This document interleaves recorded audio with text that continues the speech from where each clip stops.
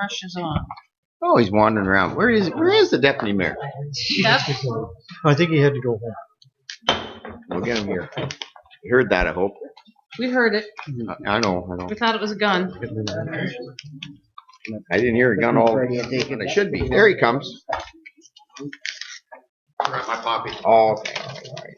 I'll give you a break. Good job, so you paper? Yes, I did. As a matter of fact, thank you very much. I did, thank you very much. Many times. Many times. Thanks. All right, everybody settle down. Right in there. Okay, everybody. Well, welcome everybody. We're also we're already in open and a big crowd today. I don't know. There's usually about 40 or 50 people in here. Although I don't know whether they found out you were coming or no.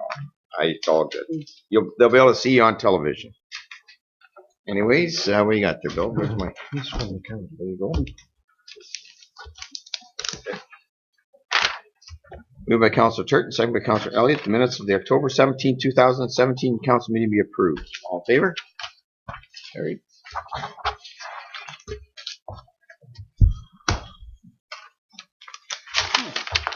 Moved by Councilor Anderson, second by Deputy Mayor Faulkner. The town of Minto convenes the committee of the whole. All in favor?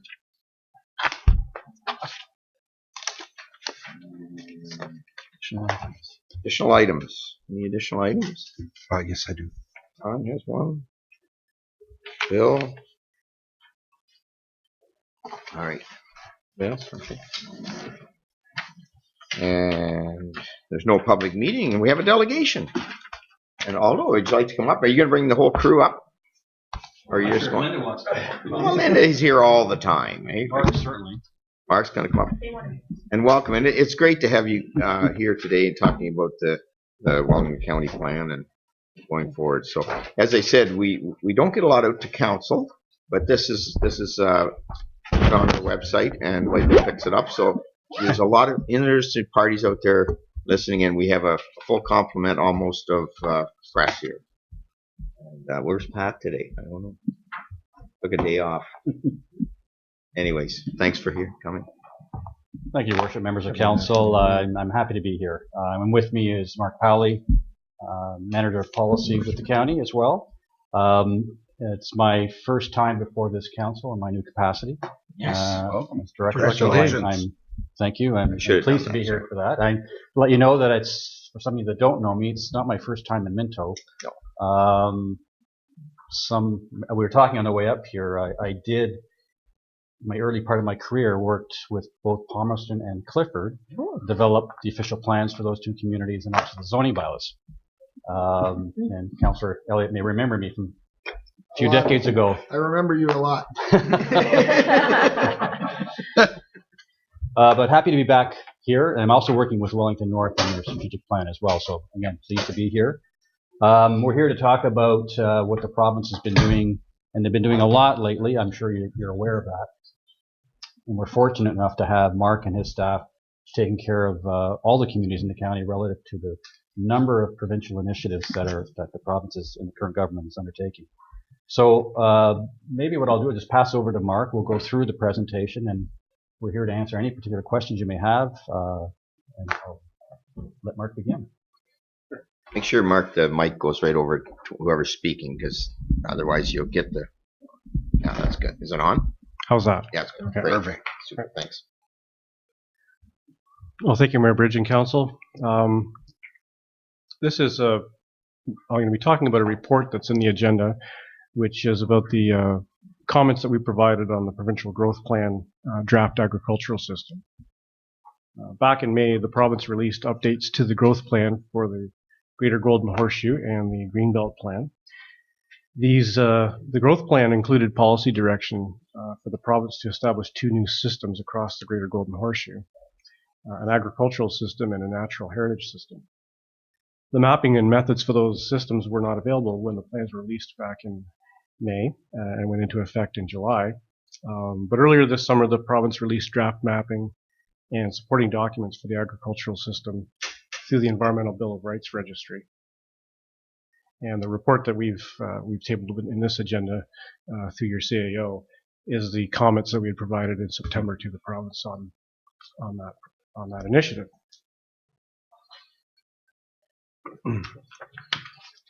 So the posting on the Environmental Bill of Rights invited comments on 3 products that were released in draft form at that time. One was an agricultural system web portal, which I'll be showing in a moment, an agricultural land-based map, and an implementation procedures document. So starting with the web portal, switch to this. This is a portal that that's been created by the province. It's meant to be a one location for all information related to agriculture and agricultural planning in the Golden Horseshoe, about the agri-food network, not just soil and land designations, but also the agribusinesses throughout the area. If you look, there are some of what they've assembled. It's intended to be a very thorough resource of all the different businesses. We're finding in Wellington it's a bit sparse. That star there is the farmers market in Harriston, for example. So they've got some things in the business community in Minto, but they don't have. I sort of compared our business directory with this, and there's a couple seed businesses that are not in here. There's a pretty important grain company in Palmerston not there. So our comment was that we know where they are, and we'll happily share this with the province. And our hope is that that kind of information will be added in the future. The next part of this is the land base, and perhaps the most important. The agricultural land base map is intended to establish a consistent region-wide prime agricultural area designation. And the methods that they use to create the new prime agricultural designation involved, they analyzed official plan designations, soil capabilities, farm production data, and land fragmentation across the entire horseshoe, and came up with a prime agricultural area, which is what we see. All of this dark brown is what they've established as the prime agricultural area. And this would replace what's in our official plan now. So I'll click back to the official plan and you'll see the difference.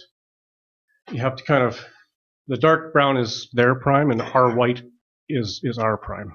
So when you go back, so this is the town of Minto prime agricultural area, and then secondary agricultural areas in beige.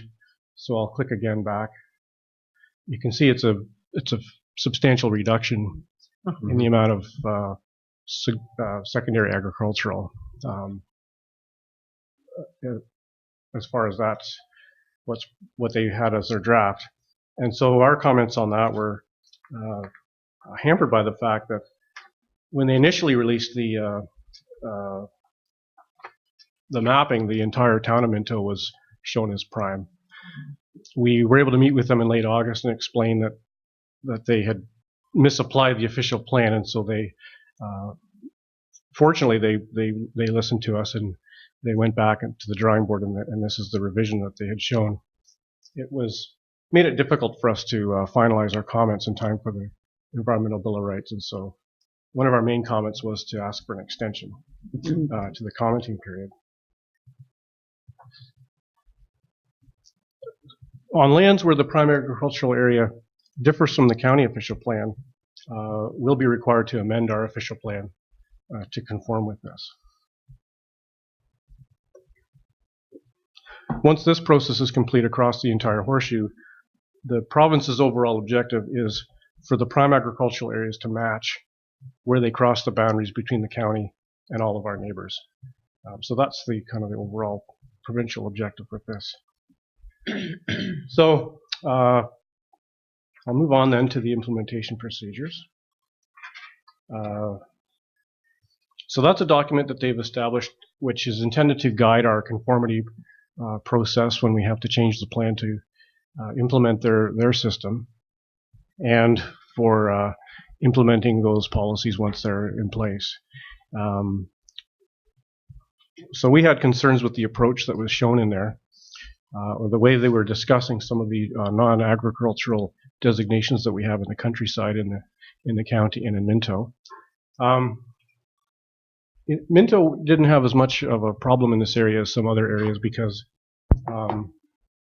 your golf course is not being changed to prime, but a lot of the other golf courses in the county are shown as prime on this new system, whereas the Pike Lake Golf Course and the related recreational and country residential lands around there are not being changed. So that's good. But if we pan over towards Clifford, an example of an estate residential area that we have concerns about is the Highland Road country residential area.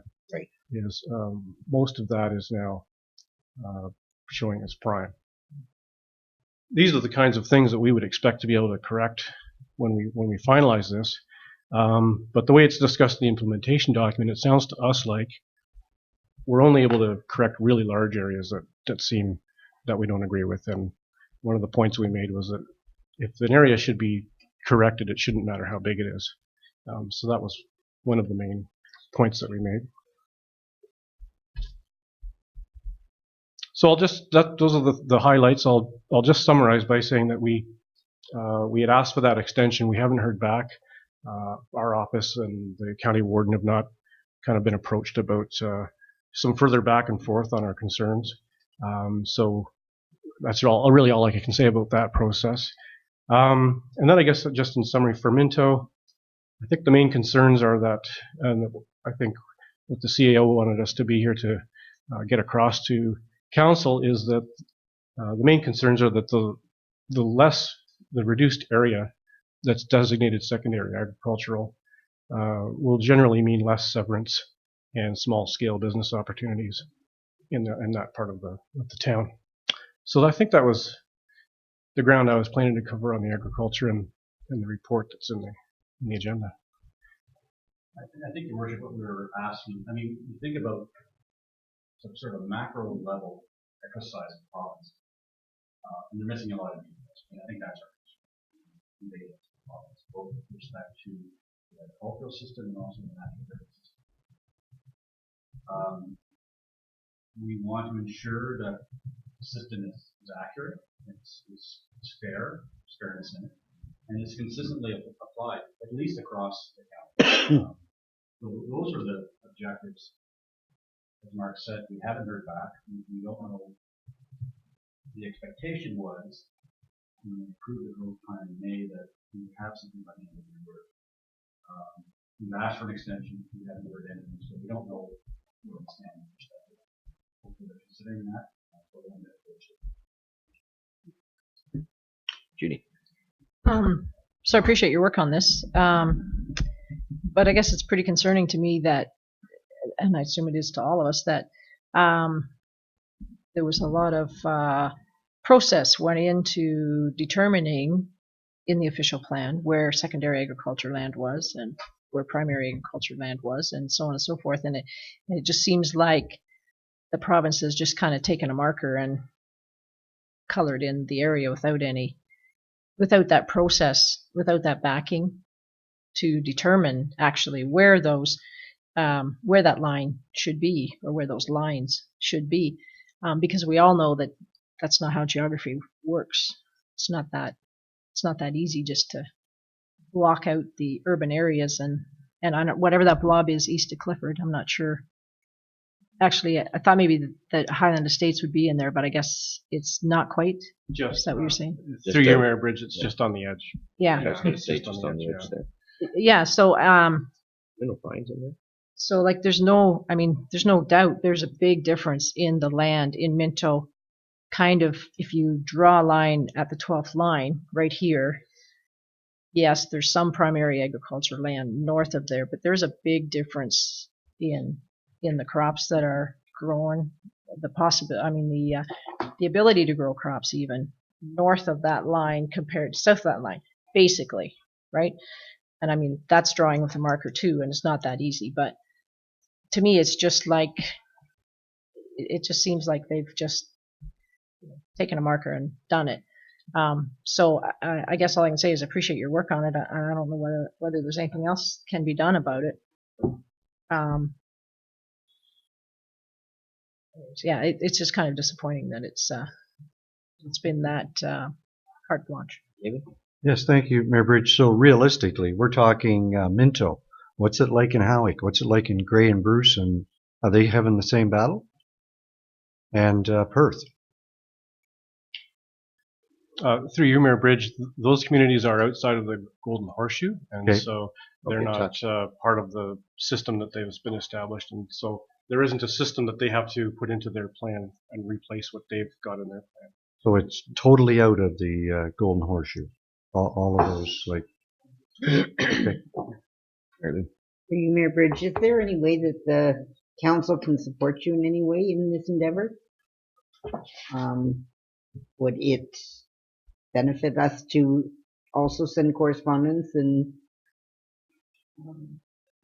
relay how we're feeling? Your worship, wouldn't hurt. The posting of the EBR is complete. Yeah. If council felt obliged to do that, because you are one of the 3 communities in the county that are directly affected. Plus Lynch and Aaron being the 2 others. It wouldn't hurt, but that would be a good question. What are the consequences if they ignore what you asked or ignore what any of us ask, and they go ahead and implements prime ag, and everything doesn't seem to be cohesive in what we want? What is the result? What are the consequence? Is there any?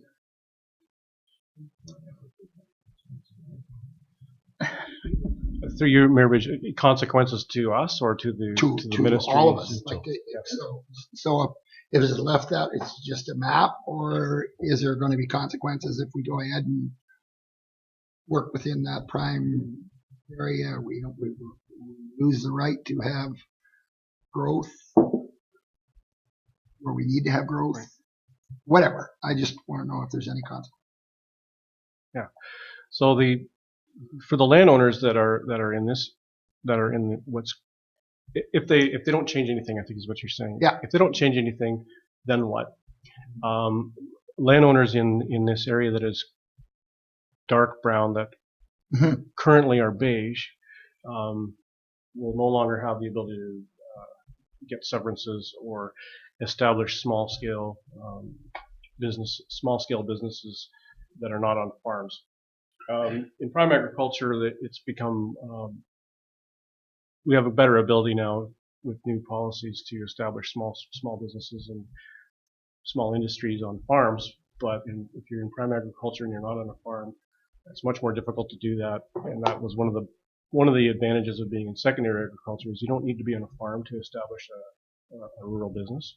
So those are the 2 main things: is severance applications wouldn't be allowed, and the non-farm landowners are limited in their ability to establish businesses and so on. That's quite serious then. We should be doing something. Well, and I just point out that we've been doing something. I mean, the county has been on this, and it has to flow through the county as well as us. And I think you've got support from Bill sent notes and comments to you from us on the plan. Do we not? No, that's why they're here. Well, yeah. Okay. So I was talking maybe the one before that, I guess. But we looked at this We looked at- before and yeah. we had questions. We had and so questions, I think yeah. that's But I know from a county standpoint, you've been very, not forceful, but going back and saying, like, Wellington County did a pretty good job about identifying all these areas, the secondary and whatever. And who thinks they're sitting down in Toronto that they, as you, I think, pointed out, Judy, have got a marker and decided that everything's prime farmland that probably don't farm. And they're making that decision for us all. And I know we've got a problem up here. We don't have thank goodness, the environmental problem they have in Bush Lynch and some of the other issues they've got with the moraine and protecting the new expanded green belt. But this will hurt us as well on the farmlands side of things. And we, this council, and I know the county's been very protective on prime farmland, and I've sat on land division, I've sat on there when I was warden, and we take a very serious look at when we're doing anything in prime farmland, and we've been very diligent in making sure we don't hurt or cut it up. But at the end of the day, I get really frustrated when they don't even listen to you. We can send a note. I'm sure we could, and I'm sure we're not going to get much more listened to as well. Maybe we should. I think we will. we should The more send a notes, the note better. just saying we support the county of Yep. Wellington in their, Endeavor. yeah. It can't hurt. And it will affect Absolutely. us if it isn't changed, and therefore we want to show our support. Absolutely. Is that fair? Word something like that. Yeah, Your Worship, just to elaborate a little bit. I mean, the province, and in particular the Minister of Agriculture and Food, they speak about the loss of agricultural land, and it has been very significant across the province. But in the context of the Greater Golden Horseshoe, Wellington is not York Region or Durham Region, Exactly. which are expanding at substantial rate. We, as you said, Your Worship, the county is very progressive in our agricultural protection policies. We are the first, I think, municipality to remove the opportunity for a retirement lot, which was very controversial at the time from agricultural land. We're asking for fairness. We have areas that have been established by the communities, approved by the province as well, for these secondary areas. There is the ability to establish what we typically call a dual designation with your prime and your lesser lands. And that's all we're looking for, is to have an opportunity to sit with the ministry and chat about reestablishing these areas if we can. Timelines. Ron? Have you involved the local MPPs in this talk at all? Would that help? CC them and your. We haven't gone there, Your Worship. We just responded to the EBR postings at this point. Maybe saying to them something that you're involved in it, not asking for their help necessarily, just involve them in the fact that Maybe we there's a should. problem here. I can say that the warden has approached MPP Ted Arnott. I know that Okay. the warden has also asked, both with respect to the agricultural system and the natural heritage system, about meeting with ministers. That hasn't happened yet. So I guess we'll have to wait and see. If we were to send a note, we could CC our MPP and We usually do that. we could. Yes, we could. We have Randy, who would be ours, and it doesn't affect us, but Randy Pettipiece is our. So we can certainly do that. Thank you. Any more questions? What's the timelines? Is that something that we need to do quickly, or? Oh, we're actually too late. He's asking for an extension. Yeah. Your Worship, I think the sooner the better. And we'll get something off to you. Mayor Pritch, did you want to do a resolution supporting the Yes, for sure. reinstatement of the secondary ag lands? Love to do that. Copy that into our MPP. Yep. Moved by Mary Lou, second by Dave. All in favor? Everyone wants that one. Yeah. Thank you very much for bringing us that to our life. Pleasure to be here. Pleasure to be back. Yep. Nice to see you. Thanks, all. All right. Public question period.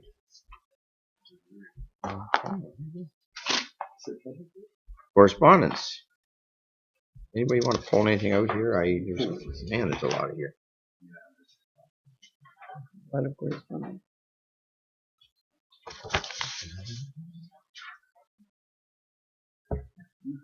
I think a couple of them we've sort of touched base already. There's ones that we've already supported, like the ones I've looked at that I thought might be of interest, but we've already done that. A motion to accept the correspondence. Deputy Mayor Faulkner, Councillor Elliott, all in favor? Carried. Okay.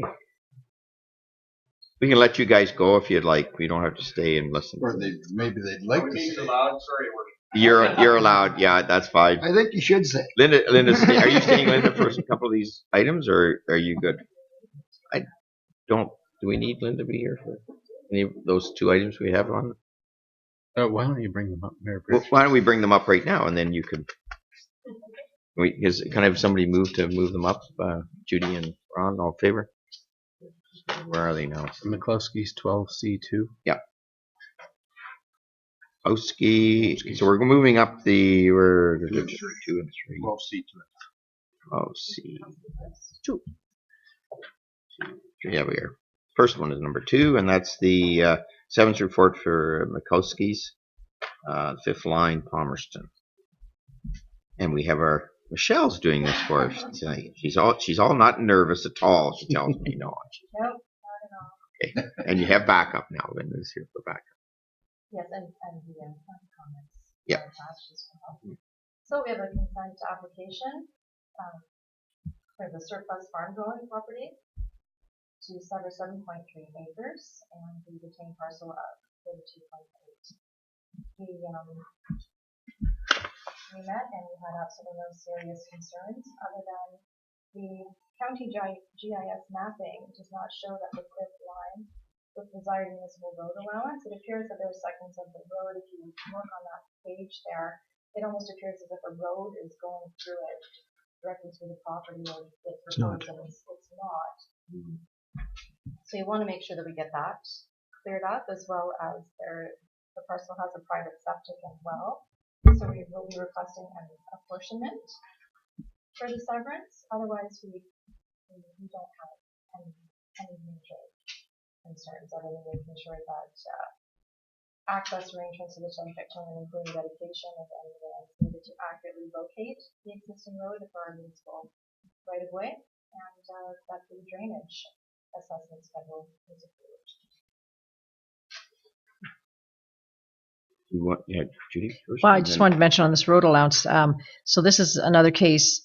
If you think about Highway 9 running that angle way up from Tibidale to Clifford, shortly into each side of the concession roads that run there's a curve, and at one time there was a road, in lots of cases opened, that went that ran parallel to Highway 9. So that's what that is showing in there. It's parallel to Highway 9. And so that actually runs up both east and west of Highway 9, or County Road 109, sorry, between Tibidale and Harriston. So that's what that extra stuff is in there, and it's been changed a little bit because it used to be more of a 90-degree, and then they put that nice curve in there and so on. So yeah, so I think we're just asking. So we're going to see that. Yeah, we're going to see that every time. Yeah. Not unusual. Any questions for Linda and the county side of it? You want to speak to it, Linda? No, I think it's pretty well self. Yeah. I guess we just need a motion, Bill, on the recommendation. The recommendation. Can I have a motion on the recommendation? Thurston, all in favor? Very good. Thank you. Next up is Dan Sinclair's Clare Ridge. Okay, so this one you should be very well familiar with. We have a signed subdivision agreement that was approved by the town just recently by law 2017-83. And so the consent application really is for that small piece to be severed of 802 square meters of property. Basically, they need this to happen so that they can close the sale and have it registered on title. We don't see any issues with the consent. There's no serious concerns other than we want to make sure that the applicant satisfies all the requirements for us, such as financial and otherwise that was put into the previous agreement, so that all securities and deposits under the agreement are posted as a condition of consent. We want the signed subdivision agreement to be registered on title. Yep.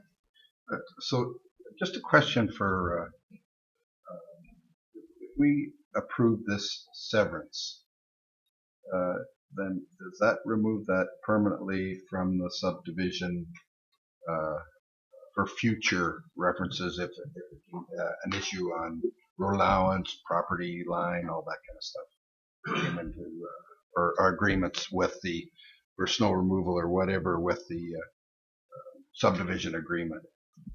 So through you, Mayor, the subdivision, the adjacent subdivision was approved with that lot removed. So that doesn't fall under the subdivision agreement or the approved subdivision. Okay. Yeah, We removed it right just before. Yep. Okay. Yeah. If I may just add to that, but we would want to register our subdivision agreement on title to the whole piece and then this lot. So actually, we will be trying to impose our subdivision agreement on them.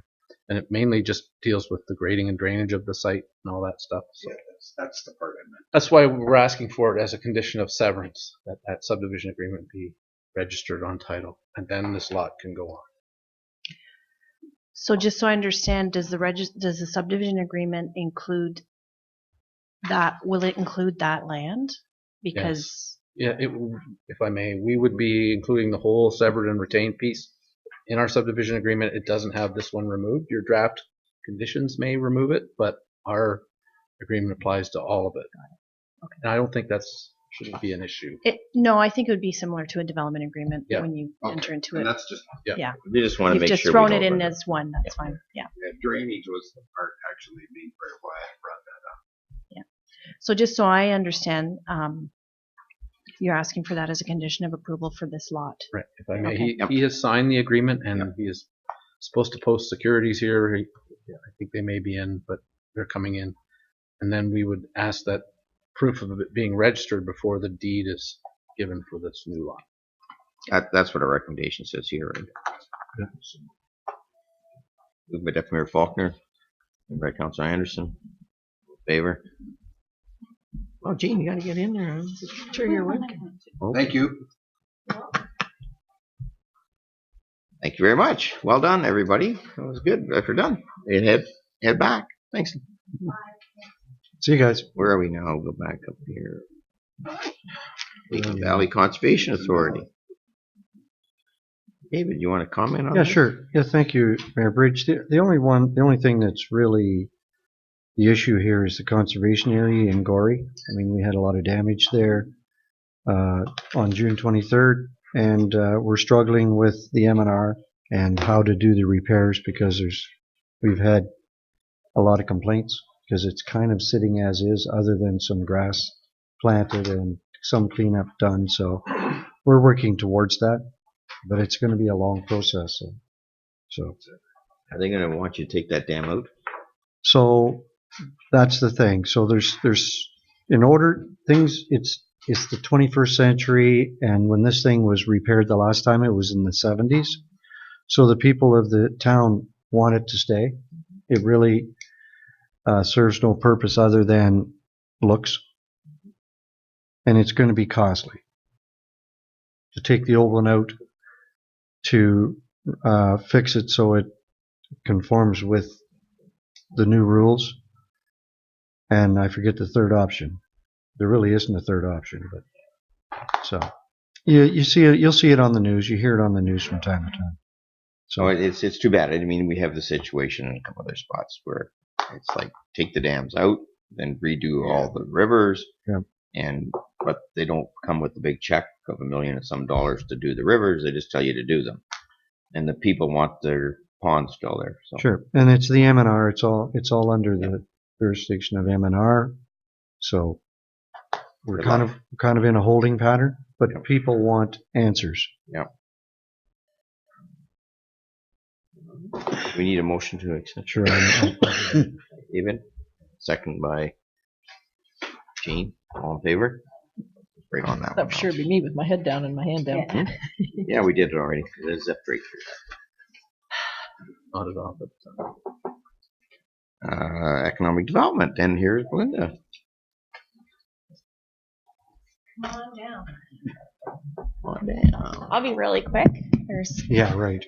I will. We have a big agenda and a big meeting tonight. So just some of the highlights. The last meeting, thank you to those that came and toured TG Minto. It's always, you learn something new. I've been there many times, but always pick up something new. So that was fun. Also, Paul Frayne from Norwell was there talking about the LEAF program. It sounds like it's off to a great start for next year. So it was good for our committee to hear what's happening with that and how the town and the Economic Development Committee could support those initiatives. I do want to note in these minutes that I have the wrong date for the Christmas social for the chamber. It's actually December the 4th. So it's the first Monday in December, not December 1st. So just to know of that. You also would have received in the newspaper this week our new Minto holiday shopping and event guide. So thanks to Taylor for putting that together instead of having individual flyers going out. We combined everything into one book, and we're getting great feedback on that. Just on that, Linda. Yep. Minto Pines never gets, because we're in the Mount Forest area, we never get the drop-offs from the town. Oh, So, okay. but I can, if you have some, Sue will just drop them into the mailboxes, but they have, the mailbox out there, but So not. they're under like a Mount Forest. Well, because our rural route is Mount Forest, so we get the Mount Forest stuff, but we don't get the town stuff, and I have to keep forgetting to tell when you have stuff. Yeah, they do go out to Pike Lake. Yeah, but they don't get I guess to us. not to Minto Pines. Okay, good to know. Yeah, so those went out last week. Social, and then tonight, obviously, we have our big Clifford Digging It very first public meeting tonight. So it's from 6 till 8. Come and go. You can see the detour plans, the streetscape plans, and speak to the engineers or town staff about what's going on with that. So other than that, I don't think there's anything else to highlight unless anyone has questions.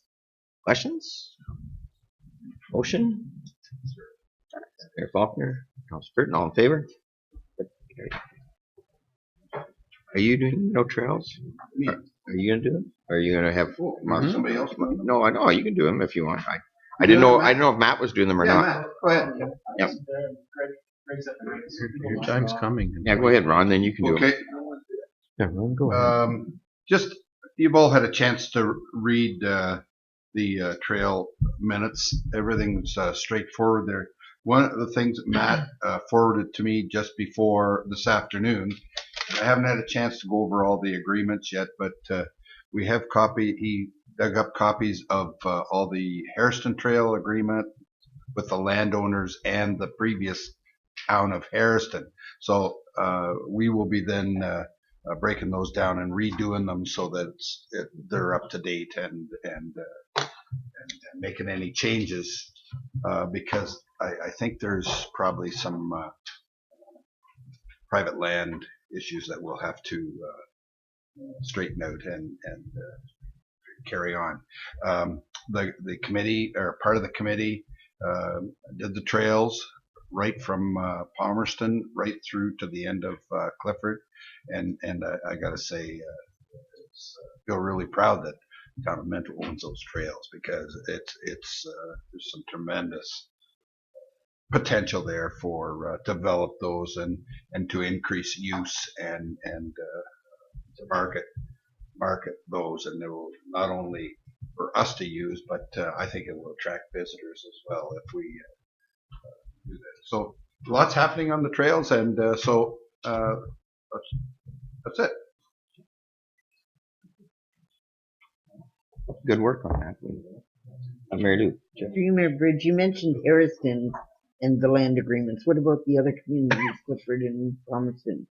I believe all the lands in Clifford trails are either town of Minto owned already, Okay. old railway line, or road allowance. Okay. Because we went to them all, and I don't think we have any private land. Just the one portion at the far end where the infrastructure is going to end there. So we'll probably end up having to do some kind of loop there, but that's down the road. That's it. Okay. That's it. And what about Palmerston? Palmerston is all owned by the town of It is. Okay. of Minto.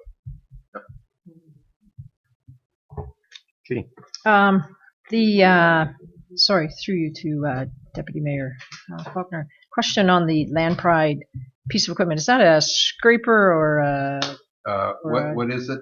It says it's a Land Pride number for $1,500. Is that is that like a scraper or is that a flail mower? No, that's a scraper, and it has two blades, and what it does is the first blade kind of tears, the second it rolls through and up and over, so that when we reach our when we do our asset management and we do each particular section, after the flail, I call it the flail. I don't know what that machine is called, but it's a wonderful machine. The boom flail. Boom flail. That's Oh, right. that one. Yes. Yes. Okay. Then this will go along and it'll keep it level, and it'll also even allow a little bit of a crown so the water rolls to the outside. One of the issues we do have with part of the trail from School Road 7 up to Dogtown Road is that the trail has gone like so the water sits in Right. there. And once we get the new wash stone, leveled it out and put stone dust down, it'll be low maintenance. Yeah. Okay, super. Great that you were able to go and do the trail. Oh, it was amazing. It was amazing. And my kudos. Did you walk it all around?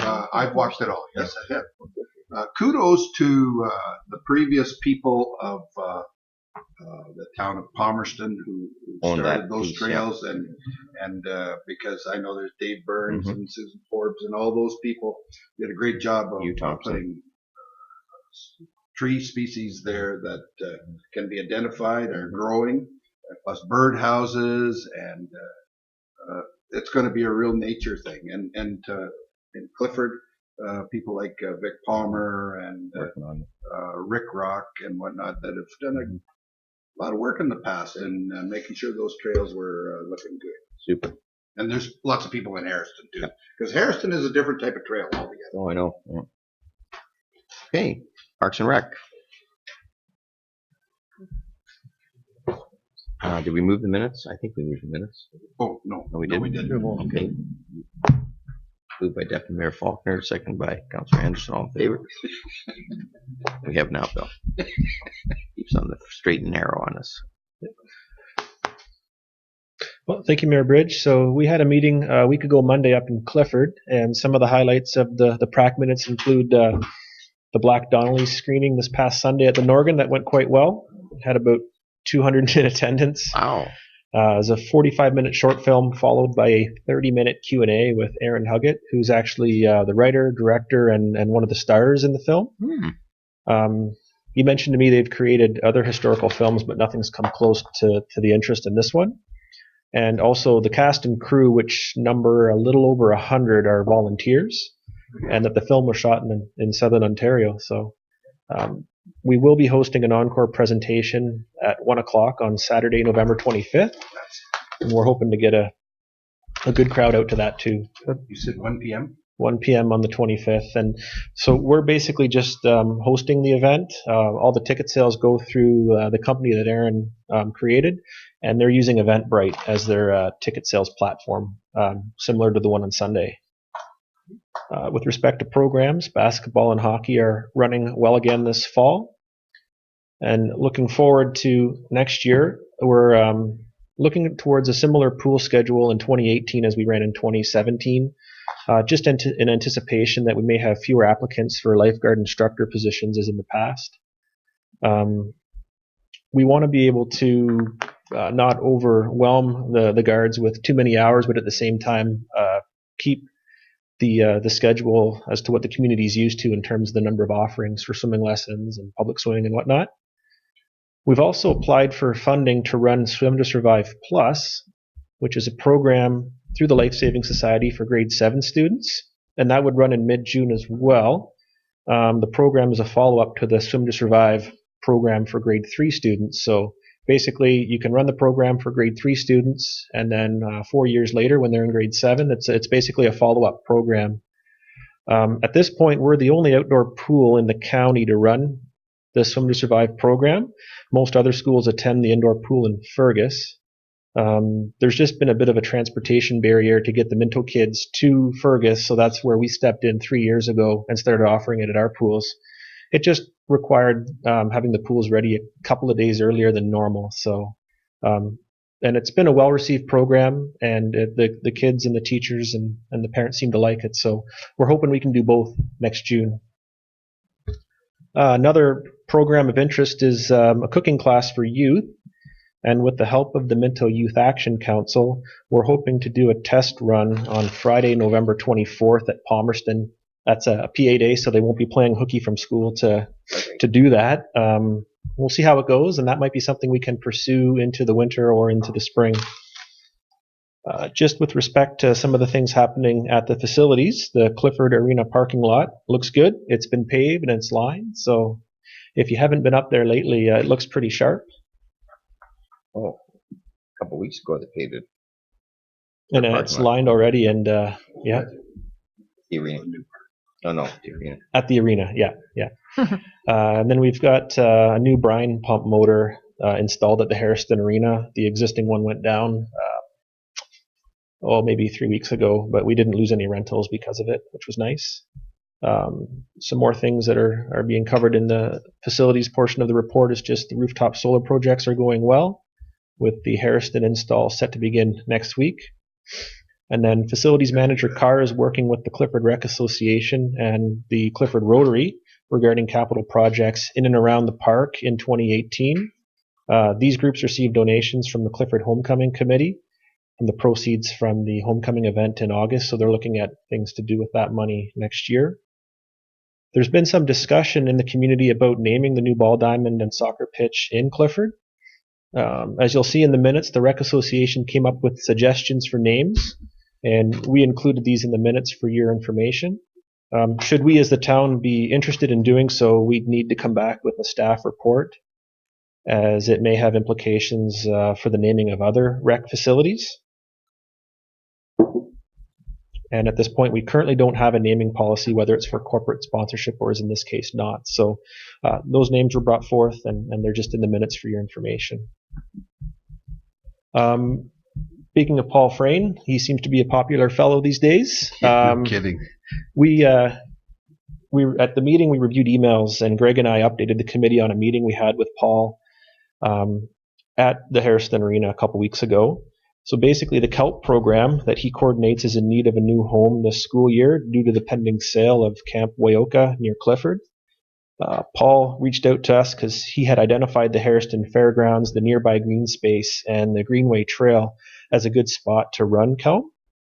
So at this point, we're working on an agreement, and we hope to review that with both PRAC and the Minto Trails Committee this month, and then bring it to you as council in December. It'd be for this school year, 2017-2018, and at this point, it's looking like any time or money invested by the school would be in kind to enhance the location to the mutual benefit of both the school and the town. If we can work something out, then for the 2018-2019 school year, we can go from there. I think that was it. On you one.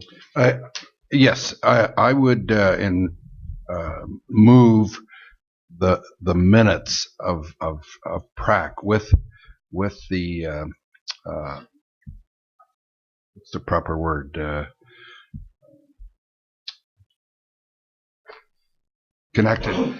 In respect to the naming, I'm going to suggest that council work with CRA and perhaps recognize these groups as with a plaque as far in respect to actual naming of the facility.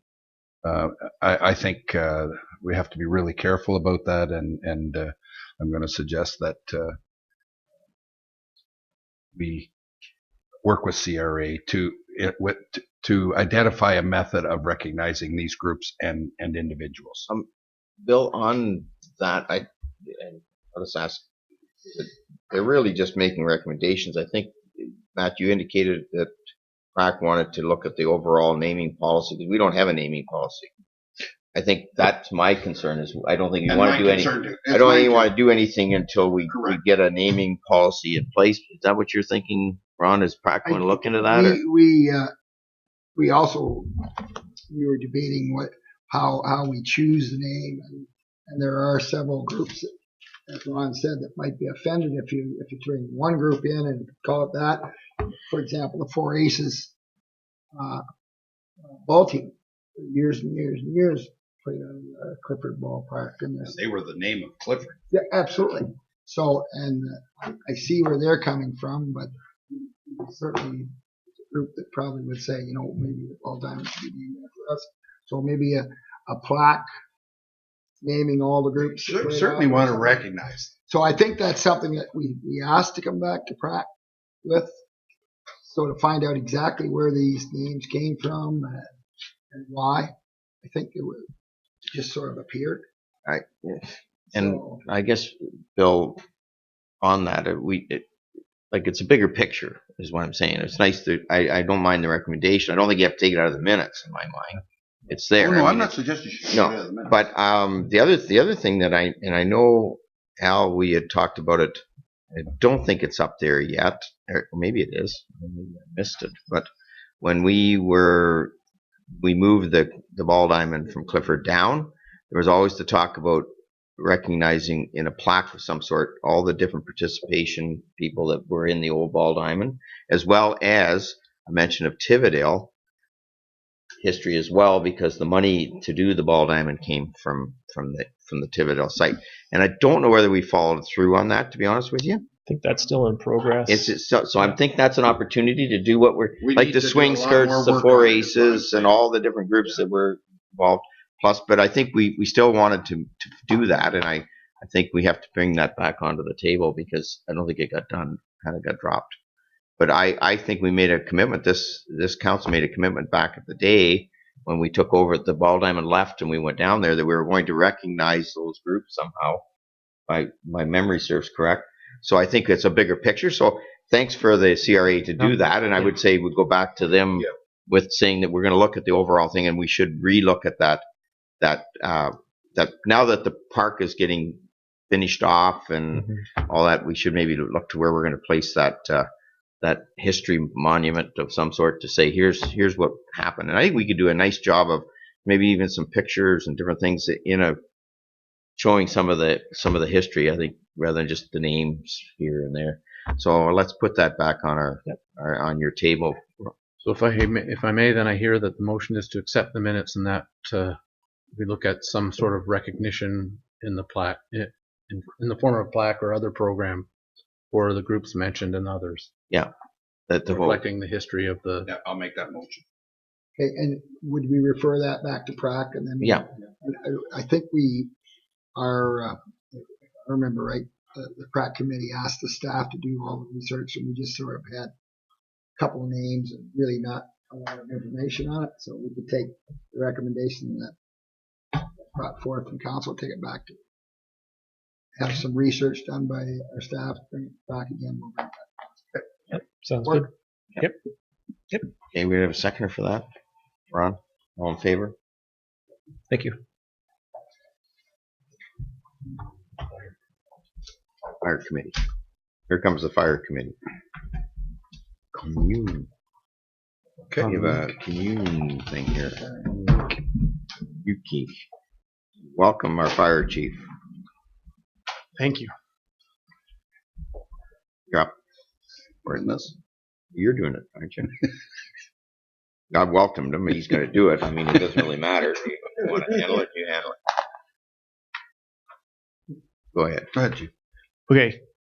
This is just more or less a routine update of our establishing and regulating bylaw. It was identified in our master fire plan that our establishing and regulating bylaw hadn't been updated since 2009.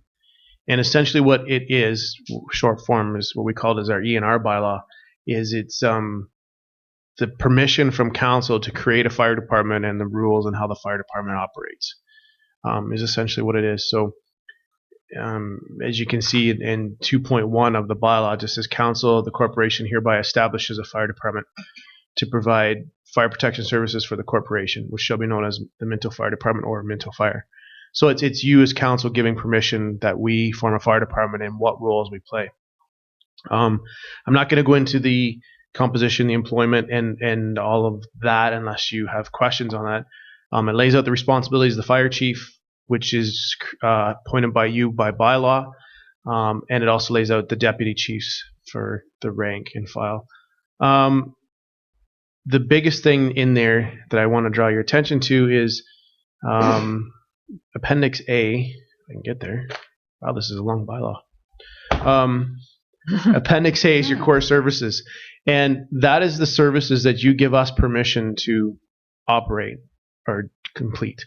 And our other one, obviously, with the establishment of our confined space team and our water rescue team, was not in there.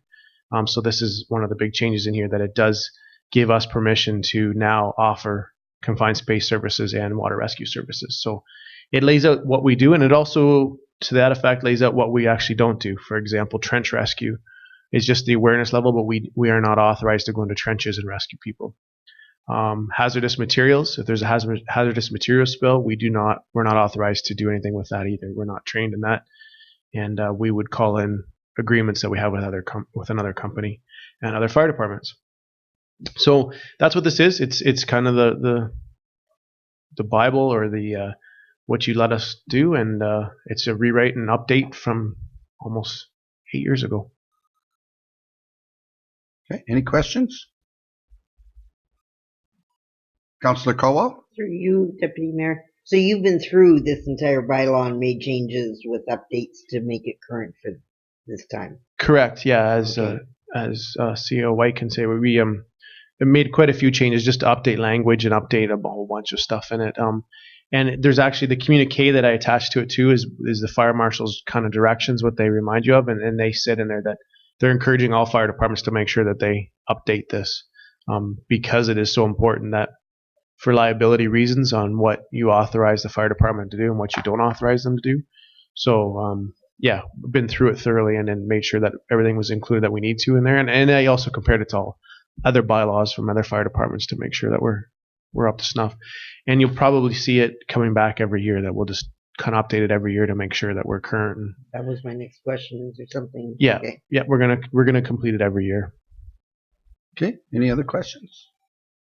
The one comment I have, Chief, is good that you identified the trench part. If there, in the event that there was a happening involving a trench, how's that identified with your dispatcher, or? Yeah, it's so through our mutual aid plans that we have. Okay. We have mutual aid plans that So that call would automatically go to them. We would make the request to send Guelph Fire down to perform that trench rescue while we stabilize the scene. But yeah, it's all through mutual aid plans. Yep. It's all a matter of communication. That's right. That's right. Okay. Any other questions? Okay, the recommendation. If I can find it. It's on the first tab. Final, right? Why is that doing that? There it is. Well, no, that's not it. No, It's on the first tab. First tab. establish and regulating. Yeah. Yeah. Okay, yeah. That the council, recommendation that the council accept the fire chief's October 26th, 2017 report and consider the corresponding establishing and regulating bylaw in open council. Move. Councillor Dirksen, Councillor Anderson, sorry. That's all right. All in favor? I'll get in later. Thank you, Chief. Turn the meeting back over to. I turn it over to CEO Perkin on animal control services. Thank you, Mayor Bridge. The report is on there for your information. We did go out to quote on it. Councillor Anderson mentioned that I maybe miswrote in there that the previous provider had provided a bid. He has not provided a bid, although I have spoken to him, and he said if council didn't approve one of the bids that we received, that he would be prepared to help us out if need be. But as of now, he is not bidding, and we have the two bidders that are summarized on page 2 of the report. And our recommendation is that we enter into negotiation with R&R Pet Paradise at a monthly cost of $800 and an annual cost of $9,600. And we would bring back the details of a contract to you before that was authorized. It should fall within budget, although it will be more expensive than Mr. Renwick previously provided.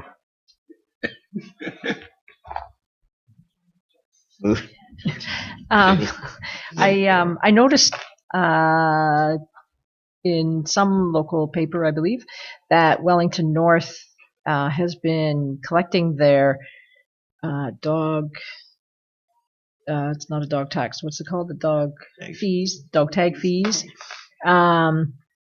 The same way we have been doing it the last few years, rather than having someone go door to door. And they decided to send someone door to door, and they found a lot more dogs out there. So I was just wondering, at what point do we think it's time that we maybe did that? You, Mayor Bridge, we do go door to door, parts of the community, so we are still going to door to door. who the bylaw officer does. Doesn't hit every home, but Oh, I we see. send them Okay. out and we do follow up and go door to door if we haven't heard from some. Oh, okay. Great. I didn't realize that. I Actually, thought it was we've just all through dramatically increased our revenue and our uptake, so we're over 1,000 licenses now a year, where we were a bit below that before. Right.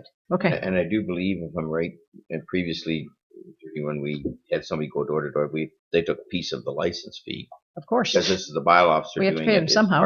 It's part of his Right. duties.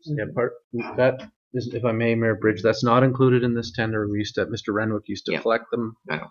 and that doesn't happen, hasn't for a few years now. Right. So Okay. hopefully we'll, but yeah, it's a good point. Thank you.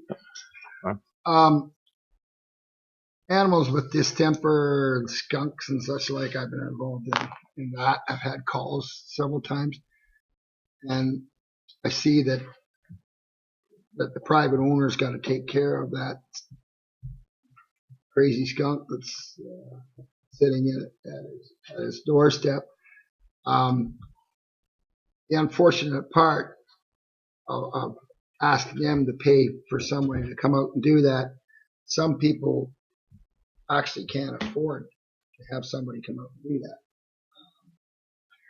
that. Just seems like something that maybe we could supply that service. In fact, that's true. I know I have called these people and said, you have to take care of it yourself. You have to hire somebody, bring it in, and they're renters, single mothers, et cetera, and there's a lot more people like that in our community than you would know. I just think it's a service we should provide, because if you ever saw this distempered skunk or an animal running around and they're on your property, they're off your property, I just think, I don't think we should be asking the renters to pay that. People that can't afford it. If they can't afford it, then what do we do with it? Sit there, leave them out. Like, for example, I live on a school street. Mayor Bridge, if I may, what I said in the report, first of all, neither of these providers will do that service. Mr. Renwick did provide a limited service in that regard, and from time to time we did pay a small amount for that work. Basically what we've done is, if there's such an animal on a street, municipal street, or in a municipal park, then we are able to capture them, but we are not going into people's backyards and picking up any kind of animal with distemper or skunks or anything like that. If council wants us to get into that service, that would not be part of this RFP. We'd have to talk to you about budget additions at the budget, but that's really not up for discussion today. I don't recommend you get into wildlife control here, but Mr. Renwick can be called, or other service providers can do that. We do give those numbers out all the time to people. But if it's on a street or a public park, we are able to pick them up. And, if we want to do more than that, then we'll have to talk about equipping a shelter and all that sort of thing, and the cost of going in and doing that. And I think that's best left to private business, frankly. But anyway, as for the issue at hand, it's the animal control contract for dogs only, not wildlife. Yeah, and I think that's another, we could, I know what you're saying, Ron, and I get the calls too, but I think we have to separate it out. I mean, if we decide to do something like that, I mean, we've been arguing with the OPP, with public health, and all the other people that, again, it's like a download onto us. If they're concerned about rabies or about something with raccoons and the different things that are happening, the OPP have said they will actually go and do that. They have the guns. We don't have a guy going out with a gun and shooting at something. Some of the people in the golf and that, they use darts and different other things. I've talked to public health on, but in the rural area, it's going to be a big expense. I think we'd have to look at it and say, because it's going to be something, I think, that's, if it's downloaded on the municipality, it's going to be a large expense. So we certainly can look after whether it's in our area or all the way on the roadways or whatever, but maybe just scoot the little devils out to the roadway and we'll get them. But I know. What I'm going to do is run after the skunk and scare him out. Well, exactly. I mean, that's the Don't do whole that, point. Ron. Don't do that, Ron. No, But probably anyways, won't. I will see. I mean, we've had this discussion over the last. And I understand it. Just again, I live on a popular road for children that come from the public school and come past, and we have seen animals at large before, and I know where people have picked them up in the street, and I do appreciate that. Mhm. I know they picked them up in the parks and stuff like that, but if the people can't afford it, they're just going to leave it. So I don't know what to do. It's very frustrating when you sit out there and see it. That could be a danger to our own people. Well, I think I that's understand where Bill's that's the coming public from. that's the public knowledge that the public health talks about it. If it's acting strange and you don't go near it, stay away from it, whatever. If it can't let you out of your house, I guess that's an issue, and you will call the OPP on that situation. But we'll certainly be going after the ones that are out in our parks and So on the roads. our suggestion, if I get that call, is to If it's on the have road, some private people that they could call, or the OPP. Correct. I think you got to throw that. I think you got to throw it back on OPP because they've said they will look after it. I believe, Bill. I know. And maybe not in somebody's private backyard. I don't know unless they get permission to go back there. I mean, Okay. they can't. But Yeah, just Do you as have long something, as Dave? Yes, thank you, Mayor Bridge. Point of interest, I understand that the city of Kitchener, or maybe Waterloo, is looking at tagging cats let's not bring that up today. to increase their Revenue. revenue. Thank you. Well, thank you for that. Just to No, move it's just- along. Let's bring that along. Well, what we do on the the cats. news this Maybe we morning. should do raccoons and skunks too. Just move along. Just moving you thought We should do them along. all. I think we should do them all. Then we'll get some revenue to order look after. Can I Deer just- will be next. Go Can I ahead. just comment on what the DJ said at the time, and I thought this was interesting. She said, "Isn't that wonderful that the big news we have is licensing cats? That's how they're That going we to live in a country that's our news." Major news. Yeah. Just point of interest. Mayor Well, Bridge. thanks for bringing that up. Yeah, let's move along, please. You want a staff report? No. On cats. So let's wait and see how they make out. How much extra revenue it'd be? No. Okay. No. Lord. Okay, we got something on that. Are we going to go ahead and make that motion? We got something more. Reclamation, council received the CAO's clerk November 2nd, 2017 report, Animal Control Service, to direct staff to pursue a 5-year agreement with R&R Pet Paradise based on quotations received. So moved. Moved by Deputy Mayor Faulkner, second by Councilor Caldwell. All in favor? Hey, what about us? Okay. All right. This is secondary draft plan. Mayor Bridge, you may recall a report earlier this year about secondary plan processes that we wanted to initiate in Minto, and we were going to do that in-house. So this is the first draft secondary plan. You will see the secondary plan handed out tonight in its draft form to the members of the public who choose to attend the open house in Clifford at 6:30. 6 o'clock. Yeah. Sorry. If we get there. Right. So I won't go through this in great detail, but the area that we're talking about is Clifford, North Clifford. The reason why we picked this area is because we are doing the reconstruction project in that whole section of Allura Street from Minto, or from Park Street all the way to West Heritage Street, under 3 phases. Those phases are outlined in the secondary plan. And the question that had to be answered was, well, what do we do with sewer and water along Allura Street? So we've had a what I would consider to be a consultative internal process with our staff and Triton Engineering discussing options. And you'll see the project being brought forward for future bid and subject to your approval, of course, with water and sanitary sewer work done on Allura Street. The estimated cost of that work is approximately $1.5 million. What we were able to determine through this process is that the sanitary sewer will be deep enough, and it will be between 4 and 5 meters deep on Allura Street. Wow. To service the front portions of those properties. So if you're looking at the map in your report or up on the screen right now, essentially the red areas, which are the commercial areas, or less than that. It will not service all of those properties. Those properties are very, very deep, and they will require an internal road system and sewage system, water system to eventually develop those parcels. So what you have in that map that I'm showing you is a development concept for the lands. It shows where major roads would be. It shows where trails would be. It talks about reducing certain commercial land use designations, putting some light industrial in there, and mixing up some of the residential designations. Currently, right now, there's enough commercial designation up there for at least 2, maybe 3 Home Depot stores. Well, we know that we'll never get that much commercial here. So we came forward with something that's much more rational in terms of how development may proceed in here. You also see that it's tied into the growth projections for the county and for Minto and for Clifford.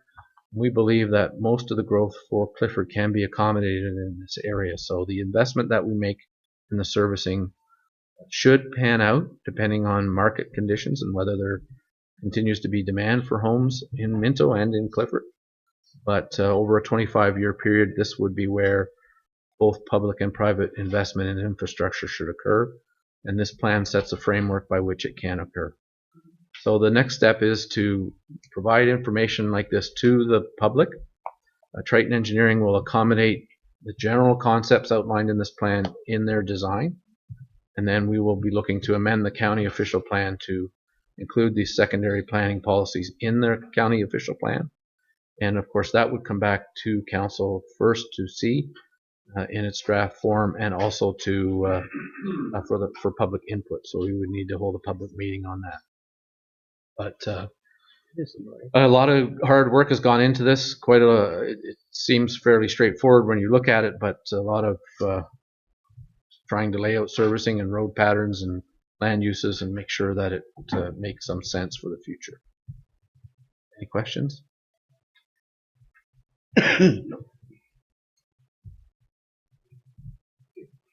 So I just want council to notice how much of that future development land is actually farmed agricultural land at the present time, just because I'm here and I like to note those things. And I guess we would be, what's that? Is it prime? Apparently it is now. Yeah. No, it isn't, because it's in the urban boundary. Brown. Yeah. Might be brown. Yeah, it might be brown. But anyways, but we would still be making real attempts at making the area that already has residential dwellings as like denser, according to the provincial policy too, right? And I guess my one thing, Bill, when you're looking at the corner property, when you go up at where the sewer and water only could be on the corner there, that's when you turn right at the Redwood, am I right that that's a county road there, right? Mm-hmm. Okay, so my only concern would be where, and we've never talked to county yet, where you would be able to get an entrance, right? And we're going to be doing that road work up there. Would we be looking into turning lane in there or whatever? Because that corner, when we do it, did we talk to MTO? Are we doing it with that, Jeff? Well, I mean, we'll see what the design is tonight for that. Okay, that's where it'll be their design. Talk about the secondary plan having no more than a 3-lane road there, so two lanes plus a turning lane. Yeah, that's what I figured. Okay. And what we would be doing, if subject to whatever input we get, would be putting in entrances and manholes connections for sewer and water to each of these lots, so that we prepare them for development. But it wouldn't go much beyond that. No. So they would have to take them and bring forward development plans to you. But the idea is to give a framework for how things might actually happen there in the future. And the other thing I would ask is, I know the Redwood had talked at one time of getting sewer and water from us if we went up that far. Is that feasible in this one? So the Redwood, we believe, would be able to connect into that, but they may have to pump off of their building to our sewer. But our sewer will be a gravity sewer. Right. Okay. And because they're outside your boundaries, Mayor Bridge, we would need a special agreement. Exactly. Yeah.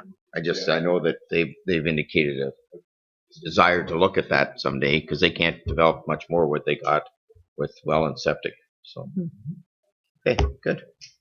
We'll see a lot more of this tonight if you make it up to Clifford.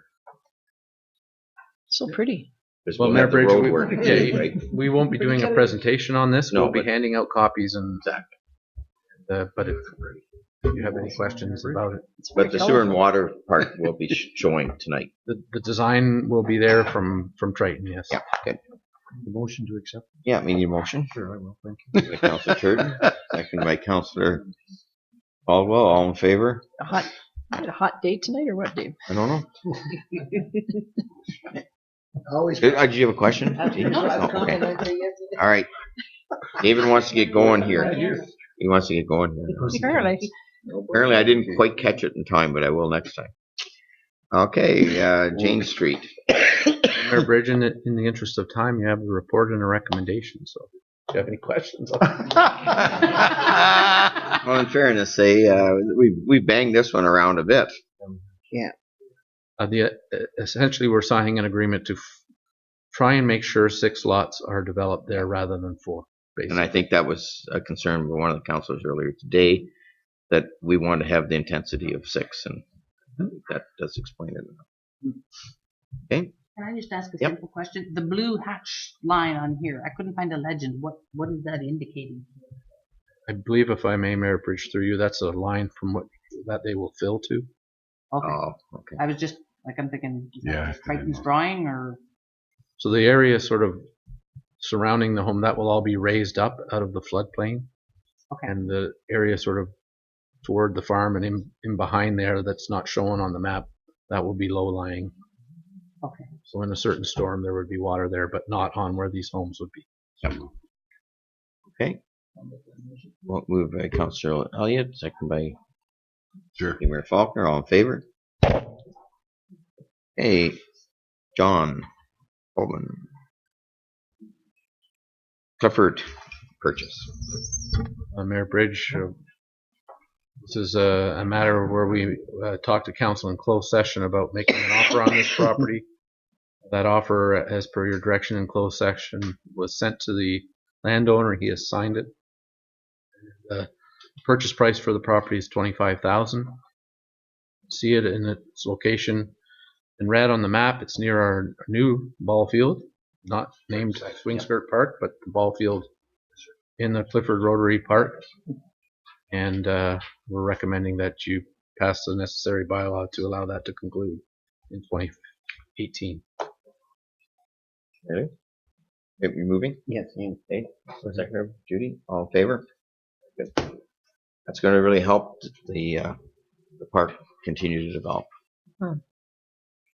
Tax collector, I'll turn it over to you. Okay, thank you, Mayor Bridge. Great And job. the Finance I'm Committee has 3 items on the agenda tonight. Our first one is the Agency for Assessment Matters, and I'll turn it over to Treasurer Duff. Great, thanks, Chair Caldwell. So I've provided a fair bit of documentation, but it's not really as complicated as it may look the first time. There's some new rules came with how municipalities deal with the Assessment Review Board, and a report has gone to County Council that I included. And because they have a bit more resources and specialized staff in that, most of the lower tiers have agreed that we would appoint some of their staff to act on our behalf with the Assessment Review Board. And I'm confident we'll still be kept in the loop for information on that too. So we're proposing that Ken DeHart, who's the county treasurer, be the complaints representative, and Holly Odrowski, who's been there maybe a year and a half now. She is the assessment-based coordinator, and she would be the appeals representative. And we'll still work with them on any appeals and that. So 2 new positions that have been created. Are there any questions? Okay, then the recommendation is the council receives the report from the treasurer and tax collector and considers passing bylaw 2017-87 to appoint the corporation of the County of Wellington to be the corporation's agent for certain matters related to assessment in open session. May I have someone move that, please? Mayor Bridge, seconded by Councillor Turton. All in favor? He said he wanted on. That's right. Good catch. And our second item on the agenda is our approval of accounts. Yeah, so once again, we have a large number dominated by two large bills. So we have about $158,000 in the admin is for debt repayments, and if I recall, November is a big month too. So we have that. Risk management deductible. And then in public works, we have George Street, which we're all aware of is under construction. So we have the first very large payment of $242,000. If you recall, that's our CWWF project for this year. And there's also been a lot of work done at the Clifford Arena for about $23,000 there too. So kind of the main highlights. Does anyone have any questions? I'll move. Okay. And the recommendation is that the report be on the approval of accounts and approves the Town of Minto accounts by department. And moved by Deputy Mayor Faulkner, seconded by he already did. Seconded by Councillor Dirksen. All in favor? And our final item is on the appointment of auditors. Okay, so I'll just kind of go through it, but this is really your decision for sure on this one. So ever since the town of Minto was created in January 1999, we've had David Ritzenbach, CA or CPA as it is now, as the auditor. He's kind of taken a step back, and he has sold his firm to Ward and Updegrove, which is a firm I know you're all familiar with too. And the mayor and Councillor Caldwell and I met with Ryan DL, who's one of their partners, and he would be the lead audit. They have proposed retaining the audit. Dave Ritzenbach would still be part of it, at least to begin with. And they provided a fee schedule. Like I know in the past with other councils, we have gone to tender before. Dave was always quite reasonable, and a big factor in council's minds was it's a Minto firm. So it's no longer a Minto firm, but they have pledged to maintain the Harrison office and actually also the Mount Forest office for a period. So I guess it's the closest thing we have to a local firm now. So basically, they've proposed doing the work for 3 years, 2017, 18, and 19, and the fee schedule is indicated in the report. So I guess our choice is to accept this one, or we're headed for request for proposal process. So I don't know, maybe Mary Lee like. It's just one quick question, Gord. You mentioned that it is a slightly higher than Fraser. Could you tell us how much higher? I think in the previous one, it was going up by approximately $600 a year, and our previous one was $19,600, I think. So it's up a couple of thousand, and then going up about $1,000 a year from then on. Yes, Councillor Elliott. When we did, I know Dave is always reasonable with us. How much difference was he with when we did? There was a great variance. The last time we did it, there were a lot of firms from like the Stratford area, and there's so few firms now that are in municipal auditing. Right. And at that point, Dave was probably around 17,000, and it went right up to the high 20s, even at that point. And that's got to be probably about 8 years ago or so. So we used $4,000 or $5,000 cheaper. Yeah, there was one firm that was reasonably competitive, but I don't even know if that firm exists anymore. There's been a lot of mergers and acquisitions. So even at $2,000, we're probably. It's probably reasonable. Yeah, it's one of those where each firm has their own technique too. And one thing I just wanted to mention is the fact that if the firm does not have municipal experience, I think that's important. And the fact that they're maintaining Dave to work with the new auditors will make sure that that continuity exists. Are there any other questions? No? Then the recommendation is the Council of the Town of Minto accepts the Treasurer's report dated October 31st, 2017, and considers the passage of the related audit appointment bylaw in regular session. May I have someone move that? Councillor Dirksen, Councillor Anderson. All in favor? And the motion is passed, and I turn the chair back to Mayor Bridge. I'll turn it over to our Public Works. Thank you, Mayor Bridge. We have a couple items on the Public Works agenda today. One has to do with Wellington County Road 2 and 3 for the snow plowing for 17-18 season. And our CAO, Mr. White, will tell us about this. Thank you, Mr. Chair. The county is offering $8,000 per kilometer this year. It's up $500 per kilometer. We're recommending that we continue with this arrangement with the county. You note in the report that this year, or sorry, so far this year, we've collected $123,700 in revenue from the county based on a budget of 108. So he is correct in what he says. If there's extras, they do cover them. So this is, I'd like to continue this, recommend that we continue this arrangement with the county. So this basically starts November 19th and goes to the 24th or until such time the operations have ended. So any questions? So the recommendation is that the council receive the report. Mayor Bridge. Oh, I'm putting the. Oh, sorry. You're a little slow. I thought you'd have that done. Very slow. Yeah, so the recommendation is that the council receives the report from the road foreman regarding the winter maintenance contract for County Roads 2 and 3, and that the council accept the compensation of $8,000 per kilometer for the 2017-18 winter season from the county and County Wellington. That's moved by Mayor Bridge, seconded by Councillor Anderson. All in favor of that motion? Against? That's carried. Thank you very much.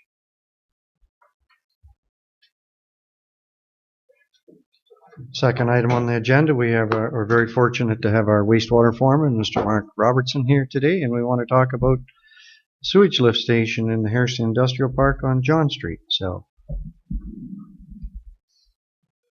well, thanks for having me. Thanks for the introduction, Dave.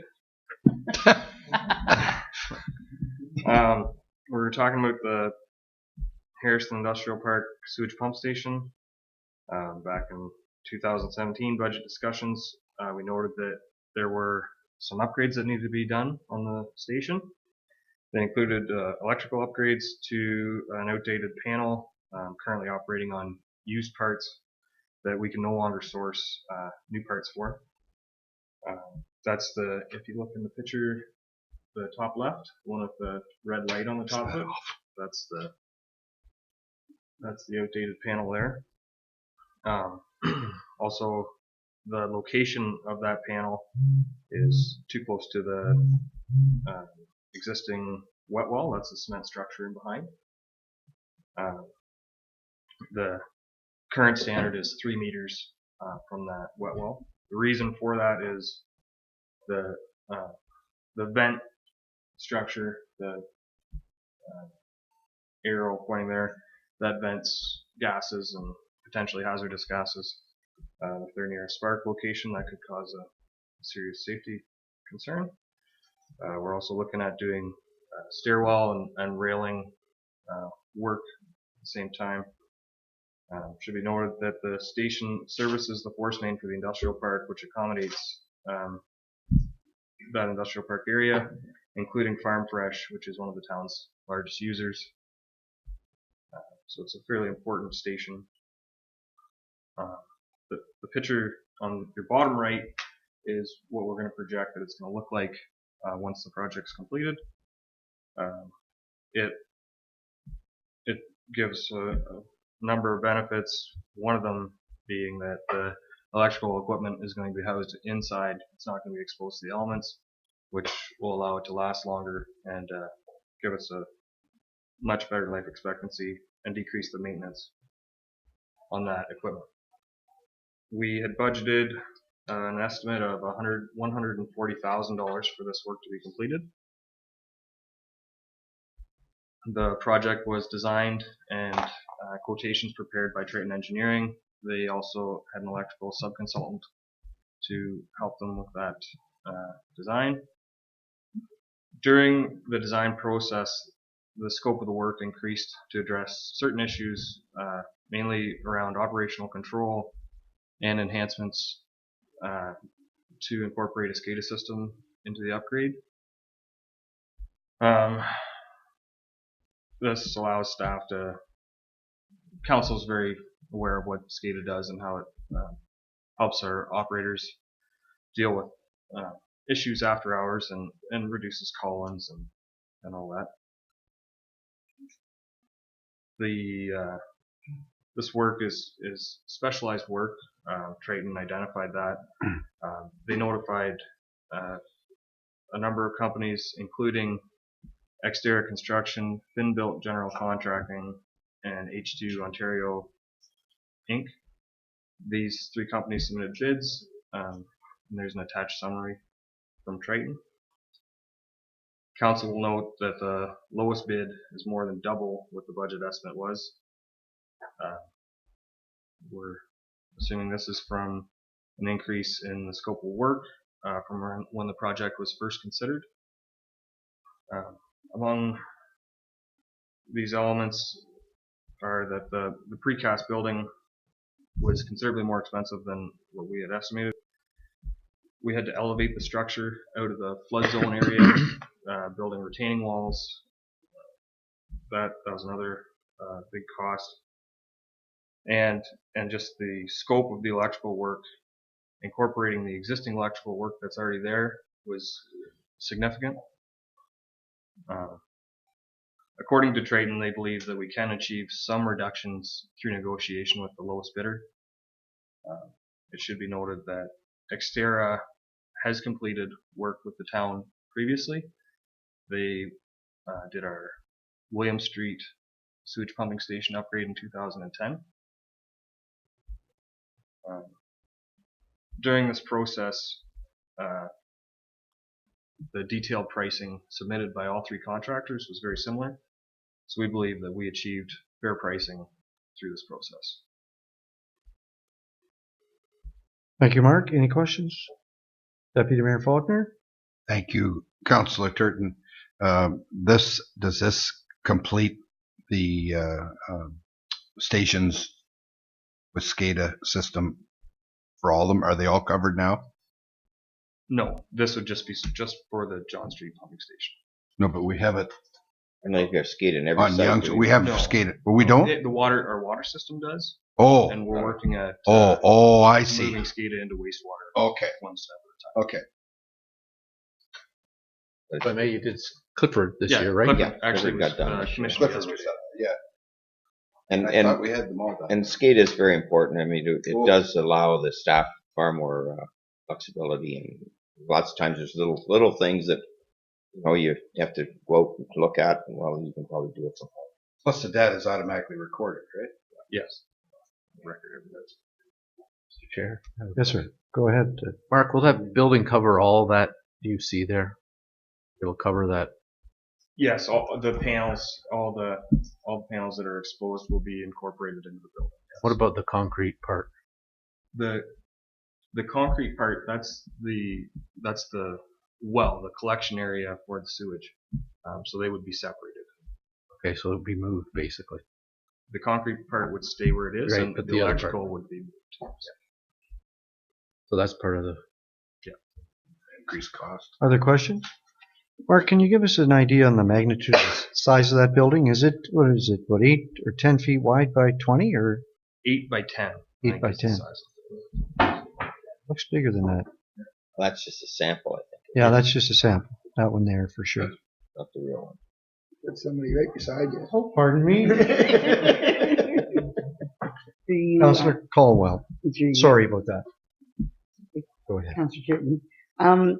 There's 2 different ways to fund it. Have we decided which one we're going on, or are we deciding that today? If I may, the treasurer likes option 1. So.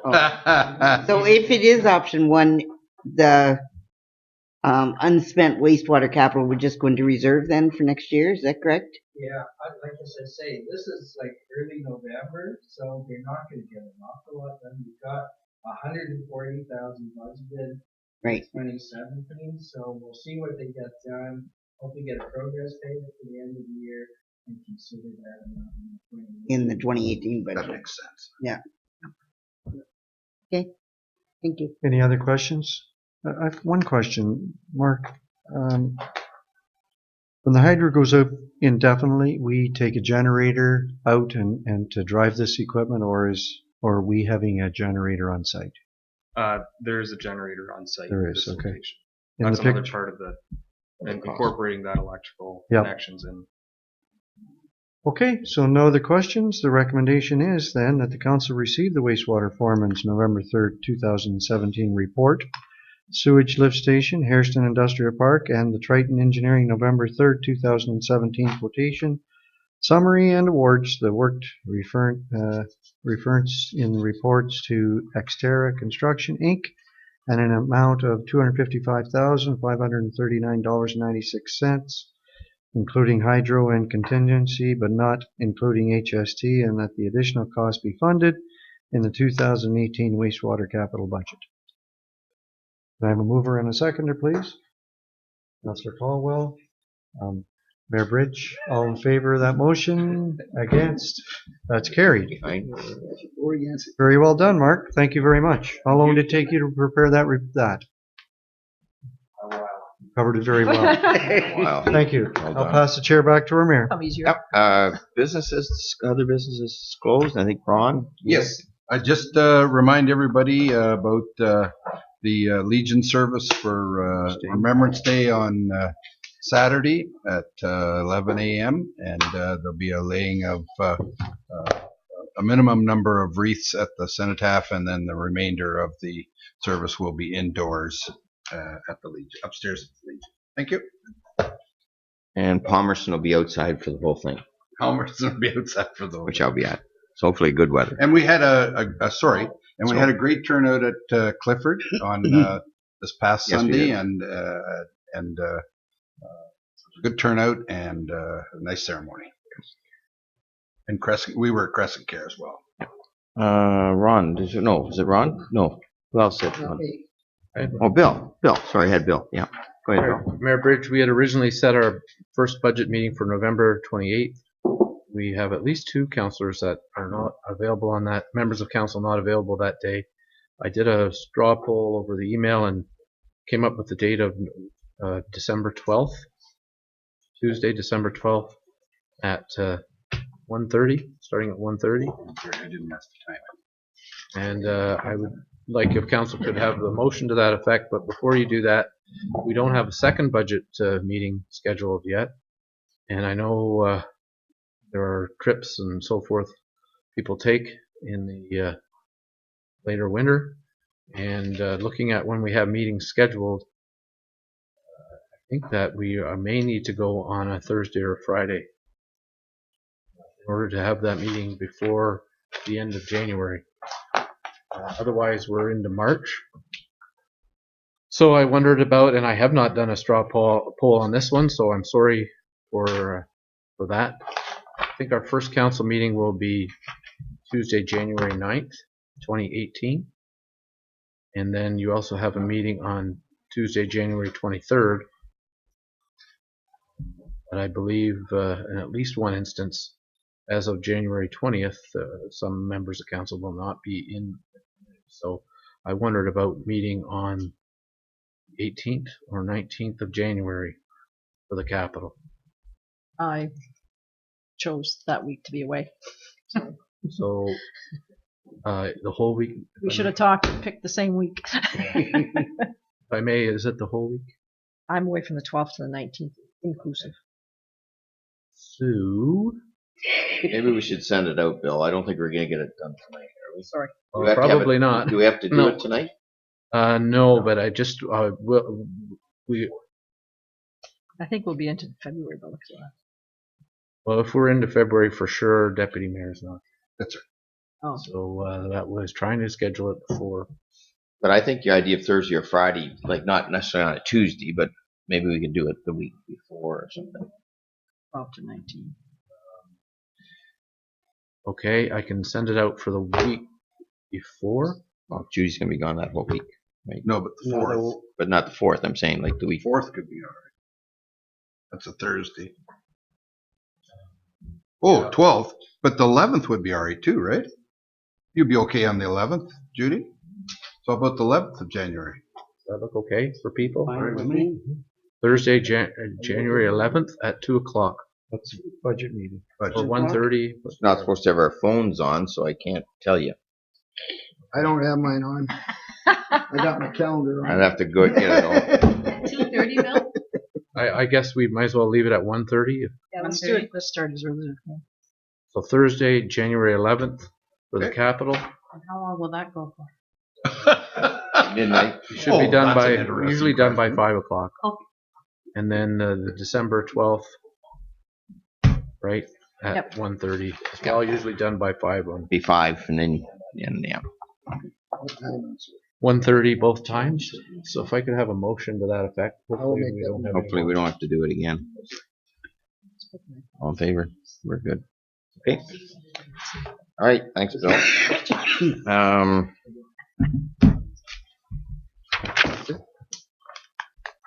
Moved by Councillor Dirksen, second by Councillor Turton. The Committee of Whole convenes in a regular council meeting. All in favor?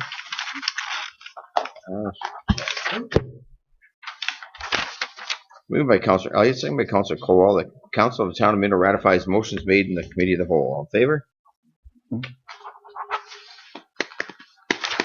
Moved by Deputy Mayor Faulkner, second by Councillor Turton. The bylaw number 2017-87 to appoint the Corporation of the County of Wellington to be the corporation agent for certain matters related to assessment be introduced, read first, second, third time, passed in open council, seal of corporation. All in favor?